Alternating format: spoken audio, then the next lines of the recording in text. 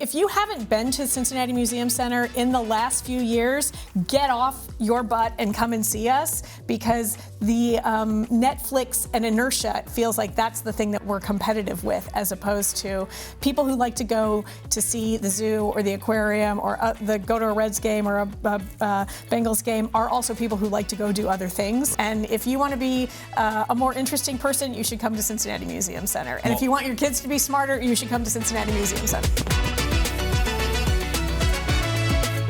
Pleased to be joined now by the president and CEO of Cincinnati Museum Center, Elizabeth Pierce. Doing that rundown of everything that you guys do, I am a tremendous fan of all the work that you guys do, and really trying to cover the breadth of all that was a little bit of a challenge in the block time that I've got.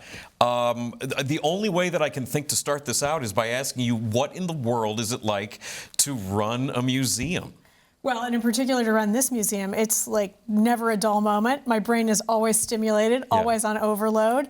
And the really fun and unique thing that Cincinnati Museum Center gets to do that many other places in the country don't is this intersection of all this content. So we have so much fun figuring out how do we take these history concepts and these science concepts, teach them on their own, but also then what are the unique things where they play together, and then how do we bring the Children's Museum into that mix, and how do we bring OmniMax into that mix, and the special exhibitions that we bring. And I have learned over the years that almost everything that we would ever bring from out of town winds up having a Cincinnati connection as well. Of course it does. So we were able to play with that too. And the collections that you referenced in the Big Bite, 6 million objects, which encompasses 1 million photographs, incredible architectural drawings, these fossils, these zoology specimens, like all of it are so incredibly cool in their own right.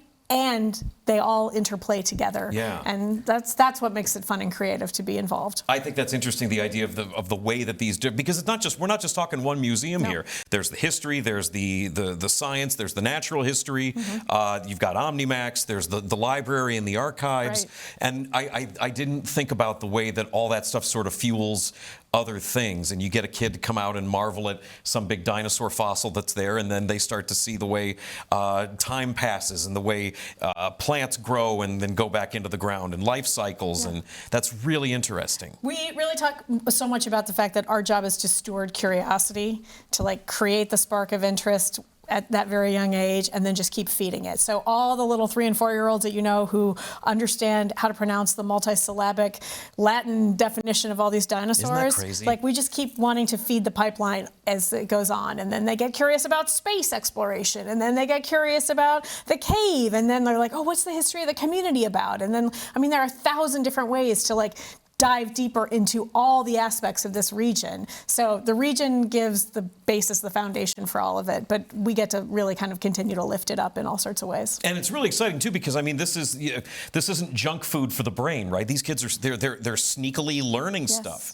and then they get to go and be smarter than their friends at school that didn't come to the museum, and coming back for different touring exhibits, like you said. You got the Jurassic Lego thing right now, which is a fun hands-on thing for kids, along with the educational element. That has to have been a huge hit. It's been gangbusters since it opened in May, and people love it so much. And the Brickman is coming in September to do some programming with us, and he'll show you how he builds these things. And then, of course, we love it because we can tie back to the Jurassic animals that we have in our dinosaur gallery, and then we can also kind of lift up the trilobites and the Ordovician fossils that are 300 million years before these animals came in. So it's incredible. Yeah, that truly, that's a really fascinating thing. And you talk about the 6 million artifacts that you guys have, not counting the how many thousands of Legos are just a part of that exhibit alone. I think you guys do a really interesting job, a really good job with promotion as far as social media goes. I think the marketing and the communication that you guys have to let people know about things like that Lego dinosaur exhibit, I think is really good, because you almost have to be sort of constantly beating the drum, right? Museum Center's been around for so long.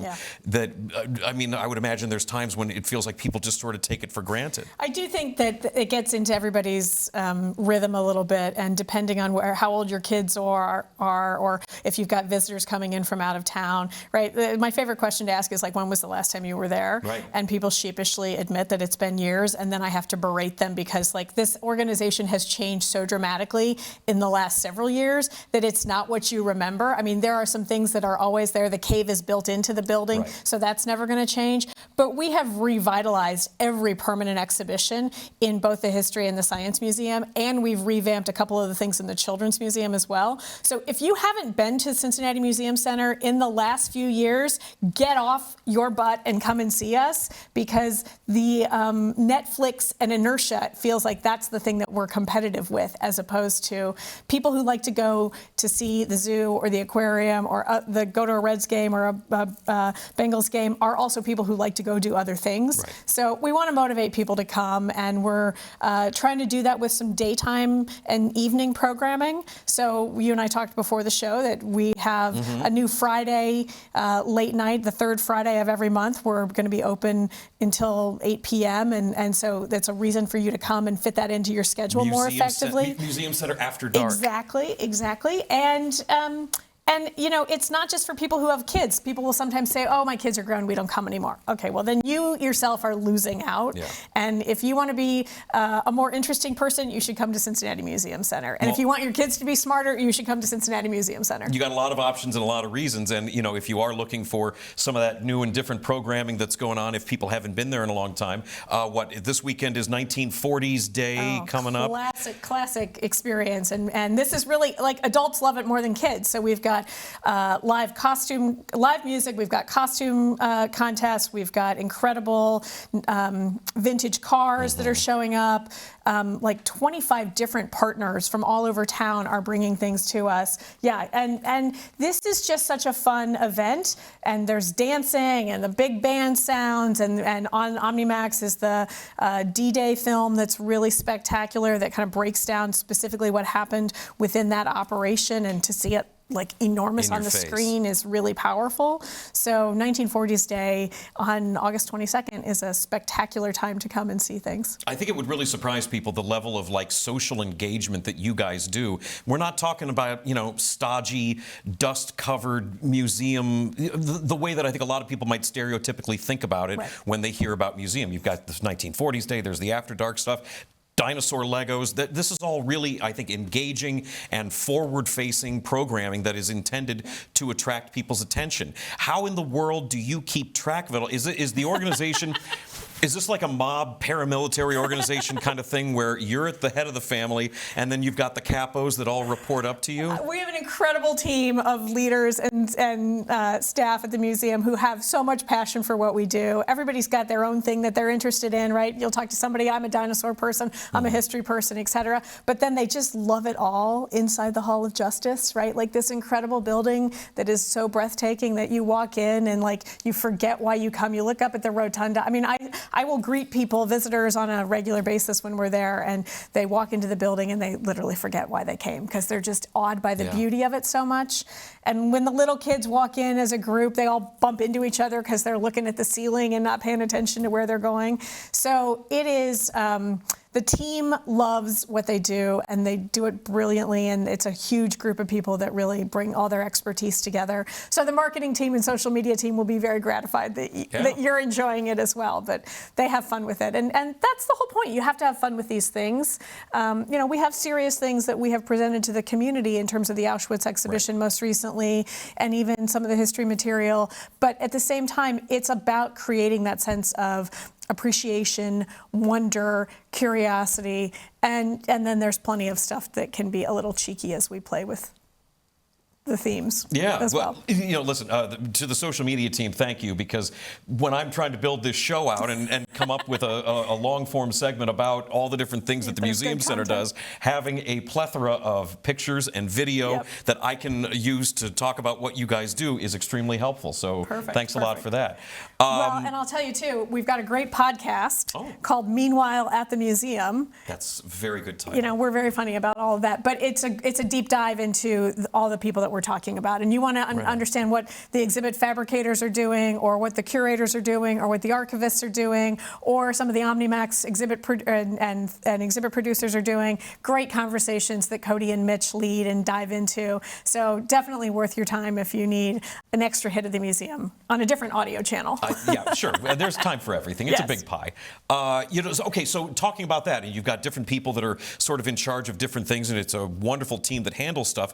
Does that then free you up specifically? I mean, how big of your day is focused on fundraising? Oh, I would say probably 90% of my day is focused on thinking about and engaging with the community that leads to the fundraising asks, right? So you referenced the budget that we have. I mean, we're trying to raise $5 to $6 million in annual operating support, and then we've got special projects along the way, and certainly this new project that we have with the Vance Center. I think we're really trying to bring the community together and explain why the research is so important, why these people are coming to us from all over the world, and they want access to these collections. And it's important to care for these collections in the right way. We've been able to do that really well over the last 20 years in the building that we have on Guest Street, but we got to keep collecting, and we need more space. And this property right next to Union Terminal came available, and it was a moment of serendipity that we had to jump on. So we are fundraising for capital needs, we're fundraising for the programming needs, and always trying to grow the endowment, because that's what enables us to keep this very infinite organization keep moving. I mean, the Natural History Museum was founded in 1819. Yeah. John Audubon is the first employee of the organization. That's a name you might recognize. Right. The Historical Society is founded in 1831, before Columbus is even considered to have like the epicenter of the Historical Society as it does now. So these collections are important, they're long-standing, and they need to be cared for as we go forward. And I just say that like this organization continues. So we're stewards of it in this chapter, and we're going to pass it along to the next generation as it continues. So fundraising is a key part of that dynamic as well. Yeah, you guys sit at such an interesting intersection.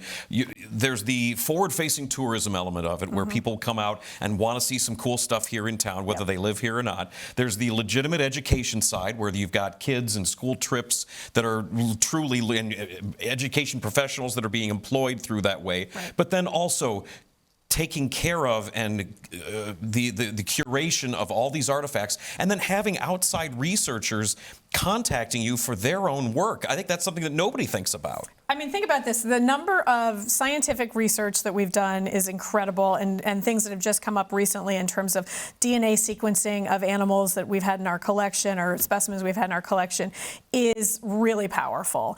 And in terms of some of the dinosaur research and other things, we just were scanning the Torvosaur, which is our one-of-a-kind T-Rex cousin that's in the museum on display. And we took that apart bone by bone to be scanned, because it's the only animal that researchers can access in the public domain. And so that film, those data points of all of that will be available down the road after some research is published, so other people can come and do it as well. And then, of course, we've got incredible things that feed people's historic research, families' genealogy research. People want to look up what their property history is in the community, or we're weaving our way into historic fiction novels here and there. So it's so fascinating what people are looking for. And I would say the other thing not to miss this weekend, because Sunday, the 23rd, will be the last day it's on display, is one of these priceless objects that we have in our collection. It is the Holt broadside, the printing, an early printing of the Declaration of Independence. It comes to us 200. This is amazing. Oh, it's a 250-year-old document that comes to us from a family, Richard Fosdick's family, as they lived in New York, and it became part of their family collection in the 1700s, right? And then it travels with the family as then the family comes down the Ohio River and is given land grants as payment for their time in the Revolutionary War. So these objects, right, all roads lead to Cincinnati because of the Ohio River. And we have these things here to care for and put on display and marvel at this moment in time. So the Holt broadside is part of an exhibition that we did for the 250th anniversary of the signing of the Declaration and the founding of the United States. And we have some other pieces that you would not think would be in Cincinnati, but are, to round out that story. So it's definitely worth your time to come and see that and be part of the magic at Cincinnati Museum Center this weekend. There is no way that there isn't at least one thing that she just talked about out of all the different pieces of programming and exhibitions that the Museum Center has, that everybody was like, oh, yep, I know about all that stuff. There was definitely something surprising in that entire litany of things, and that's a really great reason to go to the Museum Center. We've got to go take a break, but when we come back, more with Elizabeth Pierce, Cincinnati Museum Center President and CEO, the cultural institution in this city. Stick around. More to come.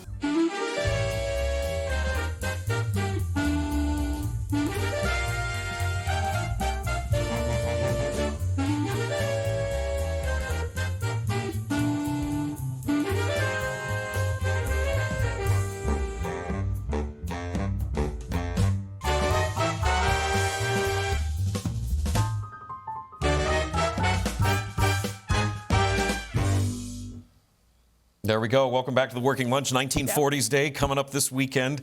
Boy, everybody looks like they have a blast with the dress up and the vintage cars and all that. It's such a fun day. The staff love it. The community comes out. And my favorite thing about it is you always learn something new about the building, right? So Union Terminal is such a touchstone for so many people across generations. And every time I meet someone, they have a Union Terminal story to tell me. Sure. Some of them, many of them relate to World War II and the period of time in which people were crisscrossing the country, and the train station was the place that they were able to meet up with their families, and it was amazing. So incredible Union Terminal stories, and definitely the highlight of the summer is 1940s Day. Is that weird? The train station element that still exists, and like I've definitely hopped on the train that leaves at like 2 in the morning to go to Chicago. Does that make any of your programming? Is that a weird thing to have to sort of juggle in and amongst all the other things you guys do? No, not at the moment. There's not enough train volume for it to be have an impact, but it is fun to get people's train stories from that perspective too. Yeah, right. Yeah, I bet. Yeah. So you are the president and CEO of the Museum Center. What did you went to Miami, right? I did. What did you go to school for? Museums? No, I went for history. I grew up. My dad was a scientist, a surgeon, but he loved history, and so I was like always surrounded by this intersection of, the slime of life, as he would call it, and going to every brown sign in the state of Ohio from a family visitation standpoint. So I couldn't, it was like I was tailor-made to work at Museum Center, but did history and geography, studied abroad, did the Luxembourg program, one of my favorite experiences. And that really solidified that I wanted to work in museums, because I was just going to one museum after another. And I was like, okay, how do I do this? And then wound up going to graduate school to learn how to do that. So, I think you get an academic underpinning in a subject, and then you got to refine the skills that go along with that. And understanding how many different jobs exist in the museum world, right? I'm on the administration side, which means I like to do the fundraising, and I like to figure out the strategy and see how all the puzzle pieces fit together. But there are all sorts of jobs that are part of the exhibition development process, or the education programming, or the finance team that does an amazing job, and the HR team that does an amazing job. So across the museum, there are all these different jobs, but that's why I kind of ultimately gravitated to museums. Yeah, I don't blame you. It would be hard not to. What was your first big museum job then, once you were on the school track and were looking to really get into the industry? Yeah, I worked at a couple of museums in D.C. when I was there at George Washington, and so I worked at the Holocaust Museum shortly after it opened in D.C. I worked in the photo archives department and helped catalog and process donations as they were coming in, donations of photography. And I worked at the Corcoran Gallery in public programming, and then ultimately went to Chicago and worked at the Chicago Children's Museum in the fundraising side. So kind of cut my teeth on a couple different aspects of museum work. And that's a big sort of a topical swing, if nothing else, right? Between being at the Holocaust Museum and then doing the children's educational stuff. Right. But it's all still museums, right? That's not really that big of a difference. No, the museum experience, right, is like there is a story or an object or an experience that we want to use as a teaching tool. And so then how do you incorporate and interpret those things and give people a hands-on experience, a way that they can do it as they're kind of meandering through the galleries or sitting down and doing a public program. So a lot of different ways to cultivate curiosity again and create a sense of wonder and awe over these things that exist and the people and the places around them. You've got a really interesting job, too, because the variety of interests that you've got and that you have to keep track of, you're really in the middle of history and science and art. And that feels like that would be a lot of different things to juggle. Like, what does your brain do for fun? Well, because all that stuff is work. This is like people who live on an island. Like, where do you go on vacation? It is so fun. And I go to museums regularly on vacation all the time because I want to see what they're up to and how they're doing it. But my brain loves to process all that information, and it's always looking for those intersection points. So I think this is also fed by my love of history and interest in geography and looking at maps all the time and like, how does it all flow together? And I'm fascinated because one thing impacts another, right? So like for the case of Cincinnati, the geography of this area and the geology of this area drives the economy of this area. We do not have the economy and the robust city in which we live right now without the Ohio River. Right. And as we talked about, the objects in the collection are because families migrated down the Ohio River and came and settled here, and so we're able to tell that story. So yeah, my brain is always like, ooh, how do these things fit together? And you can imagine I make the team a little nutty when I'm like, I have an idea, and they're like, oh goodness. Yeah, but isn't that better than them having? I mean, you're doing them a favor by having ideas. Sometimes they might begrudgingly admit that, but we have a great team that works together, and really everybody brings a brilliant thought to the equation, and we're teasing stuff in 2027 that might have come from a galaxy far, far away, and so there are already creative thoughts that are coming up from the whole team around how we're going to approach that. That's really exciting. You got into the driver's seat for the Cincinnati Museum Center in 2015, but you had been here for a little bit before that. What was your path on getting involved locally here? Yeah, that was a fun thing. So when I moved to Cincinnati, I went to work for Dan Pinger Public Relations, and much to my father's chagrin, I left the museum industry. Right? He was like, "When are you going to get back?" And I said, "Well, let me. I want to play in this world of PR for a while and strategic communications, and that is another tool that I add to the toolkit that allows me to do the next thing." And that really is absolutely true. So I worked at the agency for a bit, and the museum was one of my clients. And so again, it's this intersection of things that come together. And then ultimately I came to work at the museum in 2008 or 2007 as the vice president of communications. So I was kind of behind the scenes making all the things happen as we had the Bodies exhibition and the Freedom Sisters exhibition and the 75th anniversary of Union Terminal, and then every special project we had since then, and the renewal of the levy support for the building, and then ultimately the Save Our Icons campaign that led to the restoration of the building. So yeah, I'd been involved in so much of that, and because I had this earlier museum background, as other responsibilities were introduced, I was happy to take those on in terms of the care of the collection and working with the curators. So by the time we get to 2015 and Doug announced his retirement, I was in a really good position to be kind of the next person to walk in and know what the plans were and what the landscape looked like and how to get the building restoration taken care of. Yeah, it made a lot. You had been sort of preparing for this role for a very long time. Yes. That Icons vote was really important. That was a vote that Hamilton County took in 2014 about a specific levy that was going to be put toward preserving the history of the physical building itself was in a bad shape. Right. And you became the president and CEO in 2015, so you've been overseeing the administration of all that. That's all like that. It's all done with, right? Is it all taken care of? Right. So there was a very specific sales tax for a finite period of time that generated $175 million toward the project. The project overall is a $230 million restoration of Union Terminal. And then we went around and did additional private fundraising to revamp all the exhibits inside the building. So that's why I'm saying come back and see us, because we're a very different place than maybe what you remember many years ago. And that was all to fit in this vision of having a natural history museum that also incorporated STEM and applied sciences to refresh exhibits that would continue to draw people back, regular visitors, membership revenue, tourism revenue, all of that, and this incredible building for the next 100 years, right? Like, this building is so spectacular. Yeah. People have so many memories of it. It's so deeply tied to this community that fixing it for the future generations was an absolute privilege, and so many people rallied around making that happen. So that project is complete. The restoration of the building is complete. The new exhibitions that we've created inside is almost complete. We have one more permanent exhibition that we're really working on for the third ramp of the History Museum that tells the story of the earliest Ohioans. We've been working with our tribal partners at the Miami, Delaware, Peoria, Shawnee tribes that have been a part of this area and helping to develop a plan. We're in the fundraising mode to do the exhibit fabrication of that now. Oh, wow. And that'll be a key piece of the History Museum.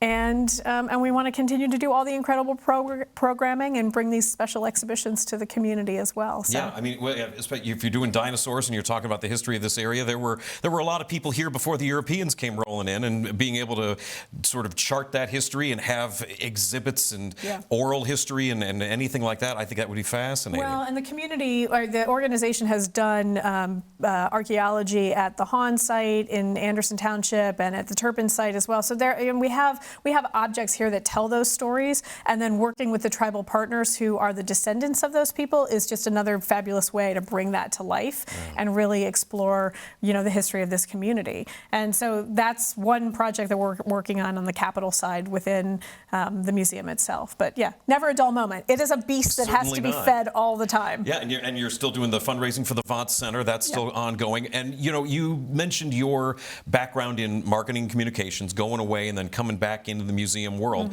Obviously, that experience outside plays a part in what you're doing now.